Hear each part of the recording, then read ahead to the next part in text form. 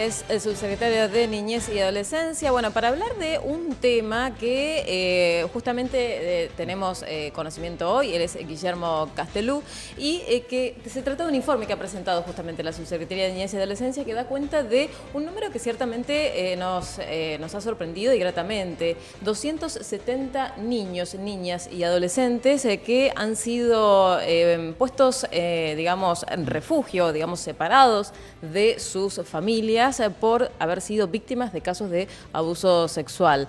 Un número que nos interesa, una temática que por supuesto nos interesa y bueno, le agradecemos mucho por estar aquí presente. ¿Cómo le va? Hola, buenas tardes. Buenas tardes. Saludos, gracias por la invitación. Gracias a usted. Bueno, es un dato que ciertamente es revelador con relación a una situación que están viviendo justamente los niños, niñas y adolescentes de la provincia y que hoy nos preguntábamos particularmente cómo ha sido cada caso, ¿no? Para poder quitarlos de lo que es su seno familiar a estos niños y ponerlos a resguardo de la provincia, del Estado. ¿Cómo se ha llegado a este número? Primero hay que hacer una disquisición, ¿no? Mucha gente todavía confunde y cree que el viejo juez de menores es el que sigue definiendo las situaciones de los niños en situaciones de vulnerabilidad. Y en esto vulnerabilidad incluyo todas las temáticas de vulneración de derechos que ustedes imaginen, desde lo que puede ser la violencia física o psicológica, hasta el abuso sexual, hasta la negligencia, hasta la falta de escolaridad, la falta de atención en términos de salud. Desde el 2007 en la provincia de Buenos Aires hay una ley, que es la ley que crea el sistema de promoción y protección de derechos, y es el Estado provincial y los municipios los que abordan la temática de los niños con derechos vulnerados. En razón de esto, lo que circuló periodísticamente hoy ha sido un informe elevado por,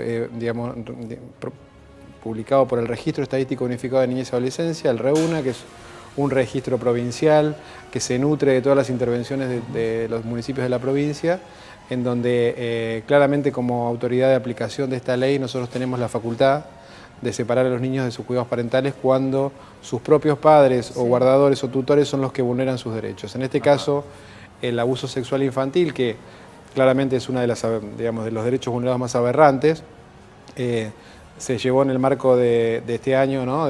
Tomando desde mayo del año pasado a mayo de este, claro, 270 niños, niñas y adolescentes que han sido separados por esta razón. Es decir, el abuso sexual infantil en el ámbito de su familia de convivencia. ¿Y cómo es el procedimiento? Bueno, en principio lo que tenemos, la posibilidad que tenemos hoy, comparado con años anteriores o muchos años antes, es la posibilidad de la denuncia y de la actuación rápida de los distintos organismos. ¿La denuncia que llega a dónde? La denuncia puede llegar a una fiscalía, puede llegar a una comisaría, puede llegar a un servicio de protección de derechos, puede ser un docente que en la escuela que escucha a un niño y entiende que hay una situación para profundizar, puede ser en un centro de salud donde una sala de atención primaria, un médico detecta lesiones o algún tipo de situación que atender, y en ese caso se activan los protocolos previstos. Claro, porque habrá que constatarlo, digamos, todo absolutamente, eso. Absolutamente. Y en ese caso, bueno, claramente intervienen los servicios de protección de derechos. En cada distrito de la provincia de Buenos Aires hay un servicio local de promoción y protección de derechos que inmediatamente acude, digamos, se hacen informes, se hacen evaluaciones, y donde amerita y donde la justicia, además, no toma medidas cautelares en el marco de la ley de violencia familiar, esto es la separación preventiva del violento o del abusador, nosotros tenemos que activar nuestro sistema y separar al niño preventivamente de su situación de abuso. ¿Estos casos son todos en situación preventiva?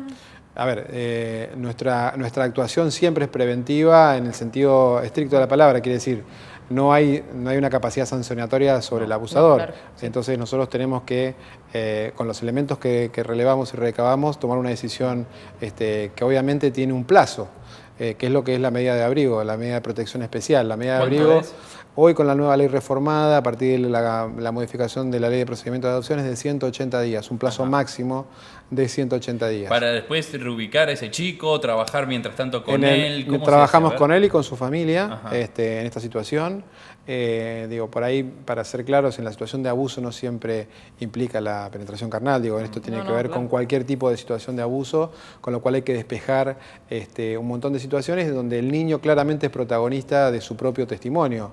Una de las premisas de la ley es que el derecho del niño al ser oído, independientemente de su edad, obviamente que hay una autonomía progresiva en la definición de lo que él plantea y de alguna manera denuncia, y en esto, en conjunto con sus familias y con su familia ampliada y con las organizaciones a las cuales está vinculado, que puede ser la escuela, el sistema de salud y demás, se toma la decisión de separarlo.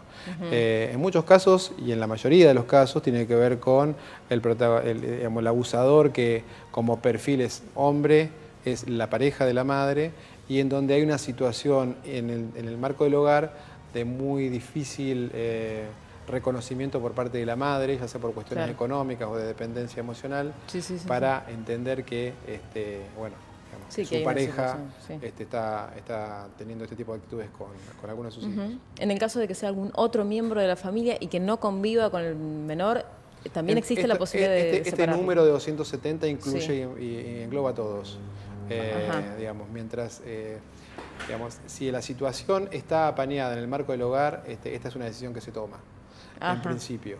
La mayoría de las medidas de protección especial, mejor dicho, la mitad de las medidas de protección especial no necesariamente tramitan en una institución, en un hogar convivencial. Pueden tramitar en el marco de la familia ampliada o en la familia comunitaria, que le llamamos. O sea, hay un lugar formal a donde pueden trasladárselos a los chicos, pero también puede llegar Nosotros siempre priorizamos que el chico siga en un continente familiar.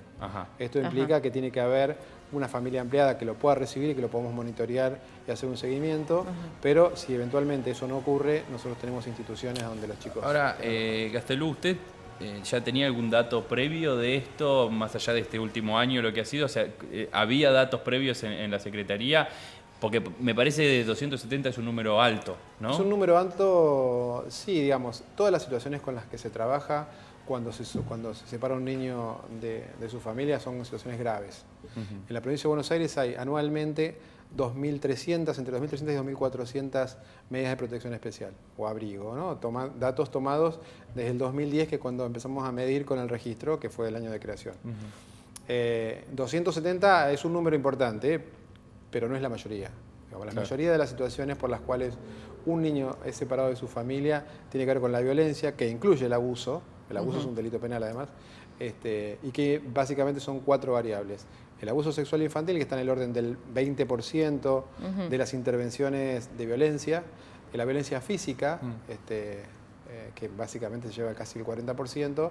Después la violencia psicológica o la negligencia, entendida como el descuido por acción o omisión de su familia. Es decir, no darle el cuidado básico para que el chiquito pueda estar en el marco de su familia. La violencia se lleva más del 50% de las intervenciones y las medidas de protección especial, es decir, la separación, son el 60% en el caso de la violencia. Después hay otras situaciones que son menos gravosas en términos... ¿Y en esos casos cómo se le explica a un padre que se le va a separar de su hijo? Más allá de que esté en falta. Bueno, a ver, el sistema obviamente es un sistema que está activado por el Poder Ejecutivo, es decir, por los órganos administrativos, tanto municipales como provinciales, pero que está validado por el Poder Judicial, por el Foro de Familia. Cuando se activa una medida de protección especial, y esto es que el Poder Judicial debe validar la medida, porque esto obviamente tiene un control de legalidad, no podemos separar a un chico porque se nos ocurre, y reunidos los elementos, obviamente se le da intervención. En el caso de los niños tienen la representación del asesor de menores e incapaces, y en el caso de sus padres tienen la figura del defensor. En esto, digamos, los padres están absolutamente informados sobre las consecuencias y obviamente sobre los procesos, porque obviamente para nosotros y para la ley la prioridad es revincular a ese niño con su familia. La idea no es que el niño no tenga una familia, justamente uno de los derechos básicos de nuestra ley es que el niño debe tener derecho a una familia. Por supuesto, su familia de origen. Y se agotan todas las instancias para que esta situación que motivó la separación se pueda remover, obviamente con recursos, con información, con acompañamiento, con ayuda psicológica, con una serie de acciones en las cuales intervienen diferentes organismos para poder de alguna manera lograr que este chico vuelva a al seno de su familia. Y la realidad es que la mayoría de las veces esto ocurre.